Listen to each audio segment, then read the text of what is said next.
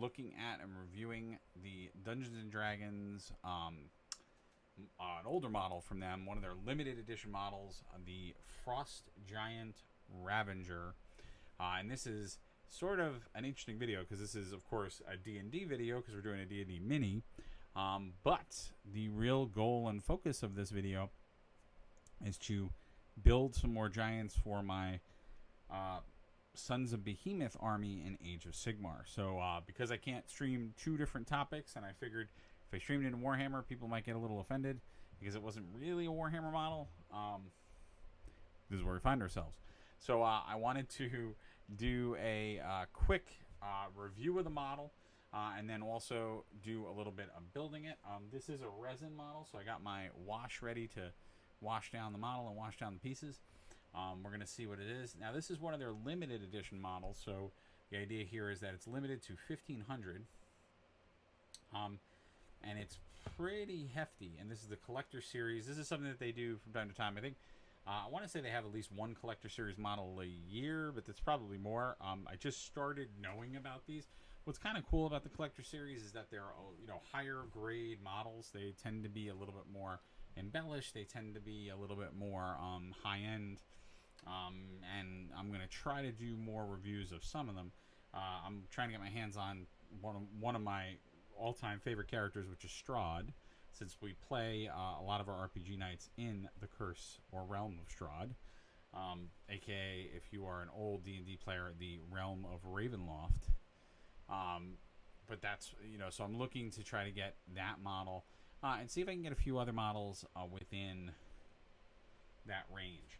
But I happened to see this, and it's funny, at the time that I bought this, I was trying to get a pretty cost-effective giant for potentially some scenario gameplay, but then it took on a whole nother meaning because between Kings of War, where I have the Northern Alliance army, and then I also now have the Sons of Behemoth, he's going to get a lot of cross-play traction, if you will. You can see it tells you on the back, giving you a little bit of a size, so 100% size. So he will be slightly smaller than my Mega Gargant, which should be around the same size that our other GW giants come in at, with the exception of the Forge World Giant. The Forge World Giant is huge; it's a huge model. But we will see. We will see what that looks like. So, pretty large scale model. Probably going to build him. Not completely sure about the base. I'm going to do a base comparison on the Mega Gargant to see if I can put him on this icy base. I assume the base is separate from the figure, but we'll see. And I want to give a shout out for this guy. And I forgot to give a shout out on my last video for the Mega Gargant, but I want to give a shout out to the folks at Undiscovered Realms. If you're in the New York area, it is a hobby shop a little ways down from New York City. They do model stuff, they do Magic, they do Pokemon, they do Dragon Ball Super card game, they do Funko Pops. They are awesome guys. They have a website, so if you go to undiscoveredrealms.com, you can check out their inventory. They'll deliver anywhere in the United States. I always like to give them a shout out because I wouldn't have been able to get this model without them. And that goes for my Mega Gargant, for all my GW stuff. So they're awesome, awesome guys. Want to give them their kudos and shout out. And hopefully when COVID gets a little bit more under control, we might be doing some live events or things with them. And we'll see what happens. All right, let's take a look at this model. All right. Now, these are limited to 1,500, so these are technically collectibles. So I am opening up, I am unboxing a collectible, which I don't usually do this, but we're going to see what happens. So you can see, now this is I should point this out, this is a resin model from them. And you can see, and as always, models tend to bend. That's the axe part. So everything is individually wrapped. So that's his torso. Yeah, so he is probably, you know what? Well, it's too late. I open him now. he is not going to come in at a Mega Gargant size. He is... Oh, he's very puny. He is a puny giant in comparison. Oh, but Jesus. Yeah, he is... Yeah, he's not going to be a very tall figure. Yeah, he's only going to... So that's... Oh, wait, no. That's... His head is not on there. Alright, let's open these up. I think he's going to be a, like... He is going to be a little bit more of a pygmy giant. So I don't know if it'll work for my Mega Gargant. He'll definitely work for the Northern Alliance for my Kings of War stuff, but he's not gonna. He may not work as well. Oh yeah, his head's on there too. Yeah, so he's probably not gonna work. Yeah, because he's coming in. So he is the equivalent of a giant fig in the realm of. That is not 100%. Is that 100%? No way. Maybe it is. Alright, so let's just see what he stacks up against the Mega Gargant. To see if I could even use him for what I was gonna... I mean... he can. I mean, I think the GW Giants are a little bit beefier. Let's see. So if we put him with the Mega Gargant... Jesus. It's hard because everybody's so big.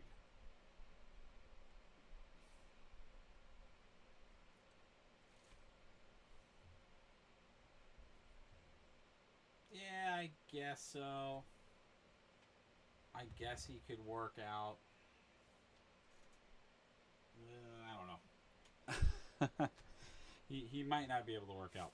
Alright, sorry guys. I know I'm like trying to do stuff off camera. Yeah, I don't know. Because that's the problem. Like, I was trying to give some size comparison with another model. But, because Jesus Christ. Everything's falling out of my hands today. Yeah, so, like, that's a goblin. Which, it's still pretty big. And a guy would be twice as big as that. So, it's still a fairly large model. Like, he is fairly large. Because what was it? The other giants in GW are they're not on they're giant. They're not behemoths, which is that base. They're on the smaller base. They're on the oval bases. So I think if you stack them up against the oval bases, he's probably the right size. And you know what? I just realized I might be able to use a HeroClick model for another giant. Which I just realized. I didn't realize it until just now. Oh no. Oh wait, that was very bent. You can see now these are all, like I said, they are resin pieces. So we've done resin on here before. Resin, you definitely want to make sure that you do wash it, because it has that protective coating usually on it. Yeah, he's still, like I said, definitely can use him for the Northern Alliance guys. He's 100% good for that. No question. That he is good for that. I don't like that they do like these individual wraps, especially for these pieces, because you have a really good chance of bending them if you're not careful. So I probably would say use a knife. But very easy model to put together, or will be easy. Let's see. Did they make it well? Yeah, they made it pretty well. I mean, it's very few pieces, which I like that. It's like the whole model together is like 4 pieces. So that is already 100. So what I'm going to do, I'm going to get my magic box out of the way. Although very funny because it's all Wizard product. Now, I always forget that. I always forget that Wizards of the Coast owns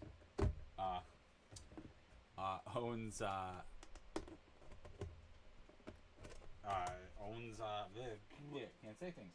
Dungeons and Dragons and Magic. So we're just gonna do what we've talked about on other occasions.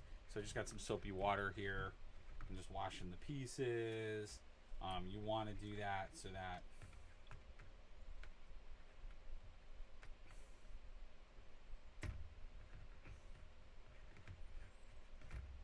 because, like I said before, what happens is there's a protective film or a treatment that resin gets. So it's kind of crazy, but resin, they've molded it and then they hit it with light to harden it. And there's like a chemical that goes onto it. So what the water does is it actually gives it porous properties. So you can actually malleably use it.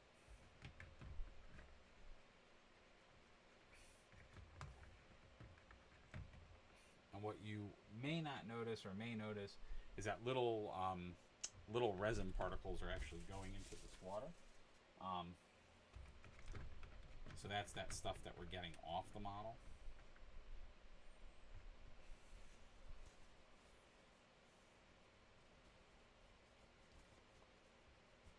So you're basically washing the model, and you'll feel it. Like when you do it, the base of the soap will make it feel a little bit different than when you were doing it. So you will feel the difference. You will feel the difference, and it'll feel best way to describe it, it feels rougher after you wash it. It doesn't feel as smooth. It leaves that sheen or that shine kind of goes off of it, which is interesting.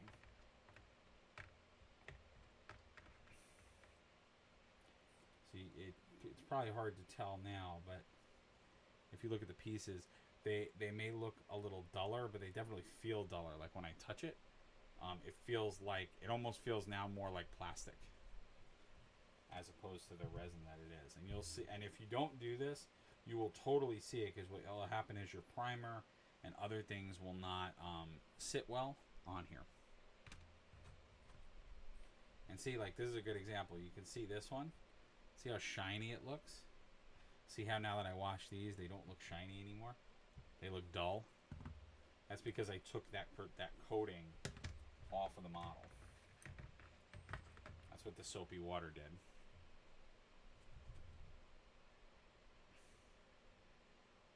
And actually, you can see in this one, I'm gonna keep it in for a little bit longer. Now, I have to say, one thing that's obviously different, when you get a lot of third-party resin models, they're a little bit more haphazard or a little bit dirtier in the printing. You can tell that this is much smoother. Like you have no incidental resin or trails of resin that you usually have when you have other companies that print them, where they don't have machines that are as precise.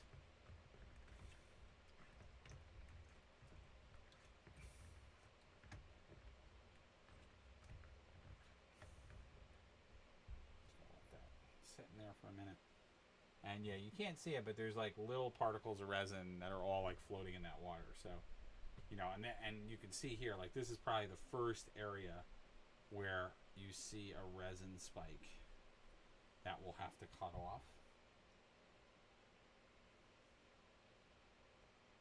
or a little resin bridge. But even that little resin spike was like nothing. It was just to give that little bulge, and it's a little too, because that's how the resin prints when it prints structures. But where you're going to see the biggest impact to a resin wash is going to be in these areas, because now, and you can start to see it. You actually see the crevices, so it gives the pores for the glue to dry, for all that other stuff to dry, which is extremely important when we are putting this together, which we will be doing in just a moment. And I hope you guys are enjoying this content. I know these are like shorter little videos. We're going to definitely do some more like traditional painting videos tonight. And I'll be painting for a while, because I want to get back to my Mega Gargant, which got a little bit of love. I did a little bit of my Mega Gargant off camera. So he is a little bit further along. I tried to block out a lot of the skin so you guys could see me working on this. Today's just been a weird day. I have a lot of, I don't even know how to get this off. I have a lot of, like, I'll call it, oh geez, okay, I'll be drying that again. I have a lot of, so this I would say is the only part that I don't like, how they did the bit here, because you can't, I mean, you might be able, you may be able to finagle it, but that's like a molded piece. So like, I tried to pre-score it. That's what that's called. But I don't. Yeah. See, that's what I don't like. I mean, you're effectively losing part. Like I had to actually lose part of my. So I may have to do a little bit of filler here now to get that to look better. So like sculpting it or modeling it with green stuff. I may have to do that just to make it not look so janky before I prime it. What we could do is we could try to save the other one a little bit better.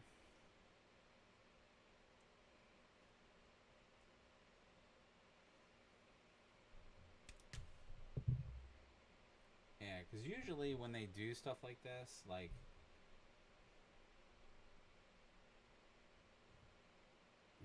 Okay, maybe that was the... Okay, so the secret, I think, was to twist it. Because if you twist it, then you can just take off... But no, see, it's going to still...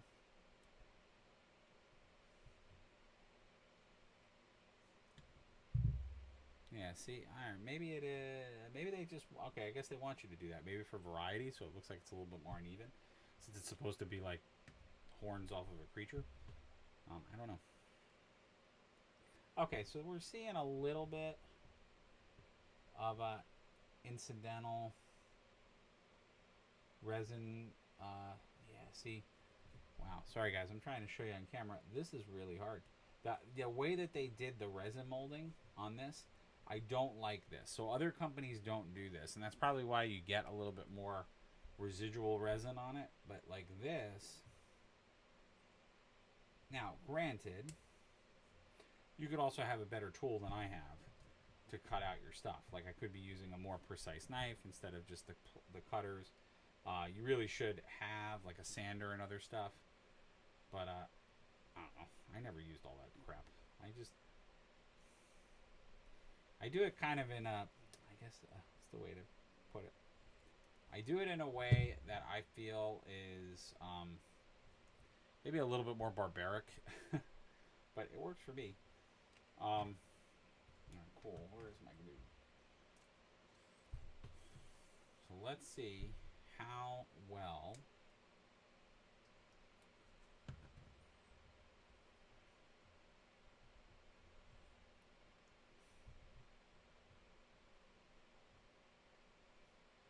Alright, so I make this mistake all the time with these models, which is I put glue on the bottom thinking that it's going to work, and it doesn't. You usually have to put a lot more glue. I noticed that in general.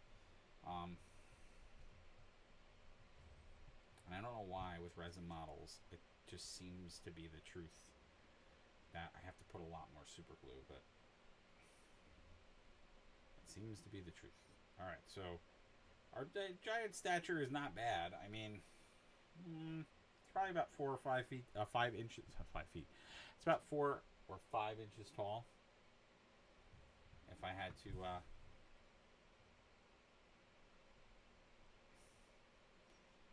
to, give it, and they are downward horns.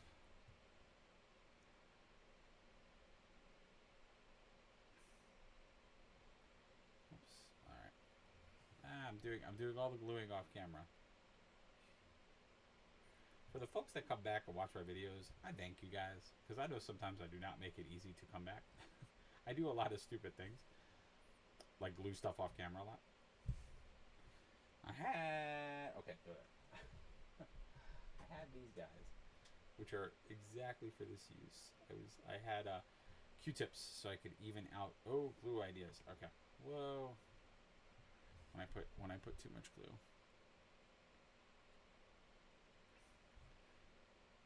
Alrighty. Woo. I mean, very cool model. Great detail. And like I said, although he may not... Alright, hold on.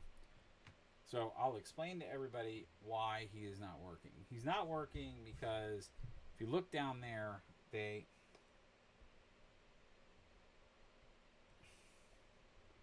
They did not cut this model properly.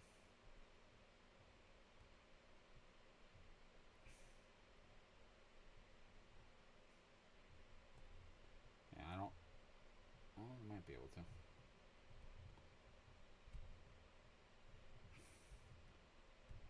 So, basically, when they molded it, some extra resin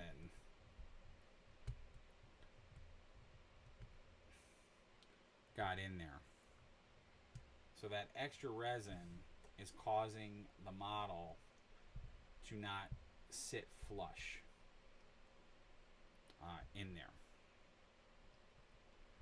So now, you probably notice, yeah. So see, it's still not sitting flush. Now, what I find is usually an easier way to deal with this problem is I'm just going to score.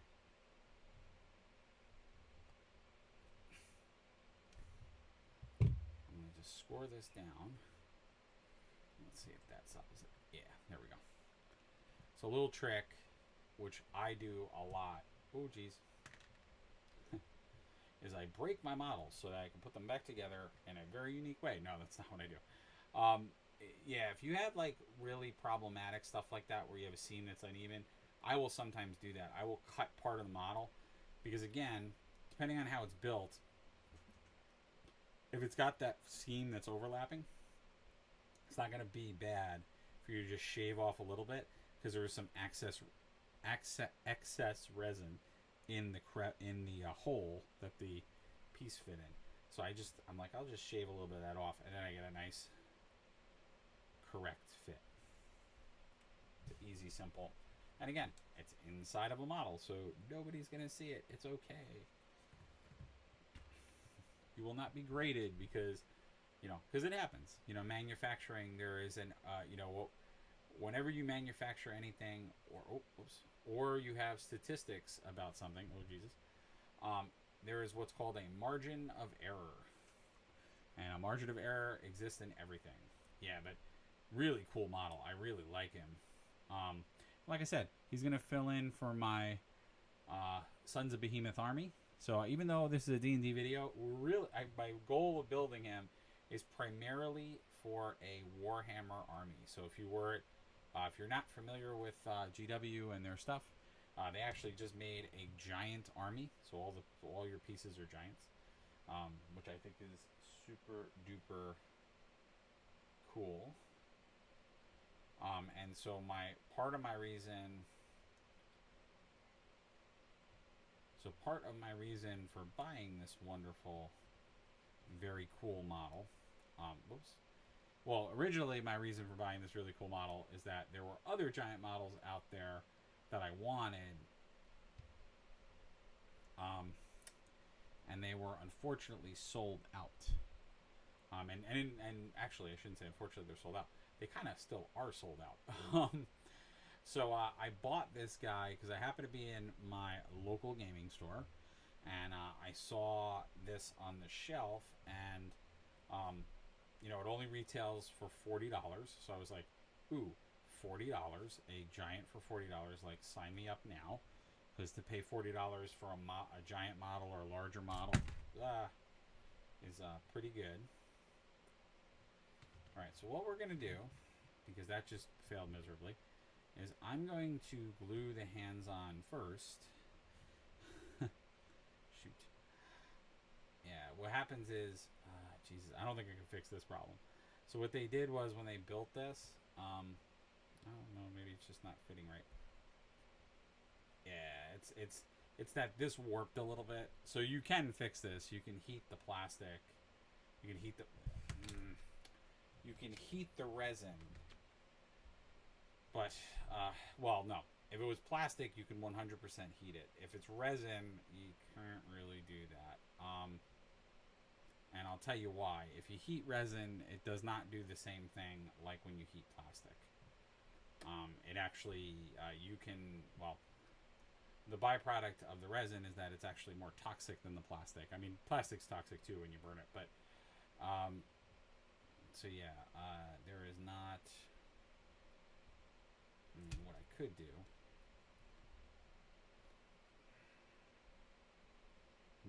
did it. If I can introduce a little bit more bend. So what I could do, I don't have I always never have a rubber band when I want one. I could rubber band it. That's another way to do it. So if you rubber band the hands in place, I'm sorry guys, I'm like not showing you anything. If you were to rubber band the hands in place, you can set it there. That's probably the better way to do this. I mean, it's not terrible. I mean, it won't look bad because he's going to be angled, so it's not the end of the world.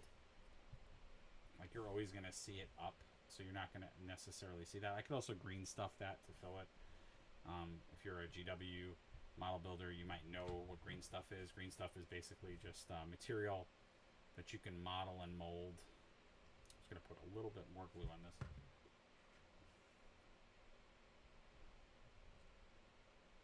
Yeah, because we're like done. This was going to be, I mean, I knew this was going to be a quick video. Sorry. I know this is like janky and weird, and I left this base in way too long. Alright, let me let him dry a little bit.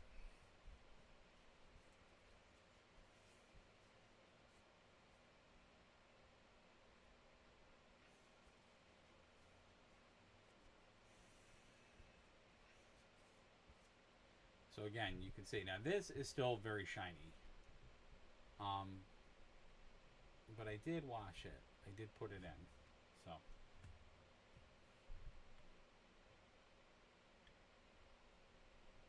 But you can see him in all of his glory on the base. And like I said, decent size. He's not like a he's not a midget giant. But he is a little bit on the smaller side. He is on a little bit of the more meek side, if you will, of of giants. So, oh jeez, what's the likelihood that I won't spill this on myself? Oh, I made it! All right, so you guys can see him while I'm situating. Yeah, this is just not the best solution at all.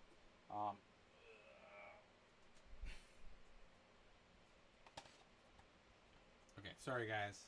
There's a lot of moving pieces to what I'm doing right now, and unfortunately, like I said, I have to do this video a little on the quicker side. We're gonna be back with some more video stuff later. He's got a sword that I didn't glue on yet, which we will figure out where that's supposed to go. Alright, but you can at least see, and I'm going to go to my wider angle so you guys can see him in comparison to our other giant for scale. So again, not bad. He's going to work out for what I wanted him to. So, and what I was trying to figure out from him is that I think he works on the right base, so I can get that ice base to be appropriate. I just have to look up what the other giant's appropriate base size is. But yeah, he's going to work totally fine to be one of the other giants, so that I can have my Sons of Behemoth army. And what's cool is that I'm deliberately doing it so they're all different types of giants. So it's not just the GW models doing it there, and it also will give me a little cost-effective way to do it. Because the reality too is, and I've said this on other streams, that I'm not a big fan of GW's other giants. I think these are awesome. I think the Mega Gargant was beautiful, and they did a really nice job with it. But I'm not a huge fan of some of their other some of the other model kits that they have. Because basically, for folks that are not familiar with GW, they made this nice, beautiful Mega Gargant model, and then they basically took they had some previous giant models, and they just stuck them in the army so that it gave players some more options, which I'm all for that. I'm all for getting, different options for your army and getting different models for your army. But, I want the models to look good. So I thought it would be cooler to have some dynamics where I picked up some other giants from other systems, because there's quite a lot of people doing giants. and specifically doing like very innovative, cool giants. So I wanted to be on that train. You can see, so I sort of showed off now where we got to the Mega Gargant. I just really got into, I love his toenails. I got into the toenails, the feet. We're going to start working his skin tone a little bit more. We got some of that, as we said, comedic value with some of the goblins trying to run out of the way of our Mega Gargant and our stuff. So I'm really, really looking forward to going further with that. And, you know, this is going to be a fun army, an army that I can show up, but then also for scenarios because, like I said, he's going to be a dual-purpose model, which is going to work for my Sons of Behemoth, but also is going to work for my other armies, whether I'm playing Kings of War or whether I'm even just doing scenario play for RPGs. So obviously I can use it for its intended purposes of being a monster that you guys encounter in an adventure that I am DMing. So yeah, that's going to be annoying to me. The sword bent, so I don't know. And of course, if I try to fix it, I'm going to fix it once it's dry. It'll probably break. But yeah, so that is my review. In general, the Frost Giant Ravager is a good model. For $40, I think it's definitely worth the buy. It's nice and detailed. It's solid. You know, it is well made. Just some really cool stuff. And like I said, what I really like about it is that I can use it in so many different games. I could even use it in Marvel Crisis Protocol, like, because it just could be a Frost Giant, you know, so it's got a lot of uses. So I think it's a really nice steal if you can find one. And obviously, if you're a collector, it's a, you know, like I said, limited edition model, so you may want to keep it for those reasons. I'm busting them open the box because I do play D&D, and I want, you know, for this channel at least, I want to get more elaborate and definitely get D&D in the flesh when we can. So please, please, please, as always, if you like this content, think about giving us a follow on the channel. By also signing up for notifications, you'll know when we're live, because as you guys can see, I was live twice today in very random times. Sometimes I'm live late at night. I'm going to try to standardize the times, but there's just some days where that doesn't work. And we have a lot of different content on the channel. So not only are we doing model reviews and tabletop reviews, we do RPG nights, we do video game playthroughs, toy reviews, Magic the Gathering unboxing packs, unboxing toys, and eventually we're going to get into full battle reports and other content, and also campaign related content, so taking this stuff and really running some dynamic campaign and original content. So if you are a fan of D&D, 40k, independent RPGs, video games, toys, creative painting and drawing and art, then I am the channel for you. We do all those different types of things, and I will try to interweave more of it as we go. And please consider following us and knowing more, and check out our other videos, obviously. Don't just take my word for it. And there's some other links below, things like my YouTube channel, my Facebook, and others. The YouTube right now is just kind of archiving the videos we have on the channel, but I will start putting original stuff up there as well. And then you'll also see some links to my Patreon and my website. Those are some monetary ways to support us. Monetary support is very important as well, and I will be honest, for me to grow and do this on a more full-time basis, that monetary support is important. I know that that's something that's a little tough for people right now, so like I said, a follow, a share, a like, and just telling other folks about us to share that content so they can come and see it themselves is awesome, and I really appreciate it. But that monetary support, of course, allows me to buy more models. It allows me to buy more things that I need, materials. Allows, because although I do have some folks that help out, like, again, I want to give a shout out to Undiscovered Realms in New York, the Westchester area, for being the place that I was able to actually buy both these models. So without them, I wouldn't have these models to review for you. And they are a great place. Please check them out. And again, that's undiscoveredrealms.com. They ship to anywhere in the United States, so you can buy from them if you're not in New York. And they do Funko Pops, they do gaming, they do collectible card games, they do all kinds of stuff, vintage toys. They're really cool guys. Check them out. And then also, you know, I want to give a thanks to Mantic Games, who I will be doing some more videos with models that they sent me, and thanks for that review. But again, those are just a small population of the folks that I do content from. You know, I grab a lot of different stuff. So like Wizards of the Coast does not sponsor my videos. So yeah, that monetary support's really helpful. And then again, guys, as always, please stay safe, wash your hands, And please respect all the folks on this planet, because without all of us working together, we will not be able to solve the problems of tomorrow. So take care, everybody. We'll see you very, very soon. And I hope to see you later tonight at our next video, where we'll be going and further with our Mega Gargan Giant. So it will be a giant theme day. Lots of giant models. Lots of giant stuff. Please stay tuned.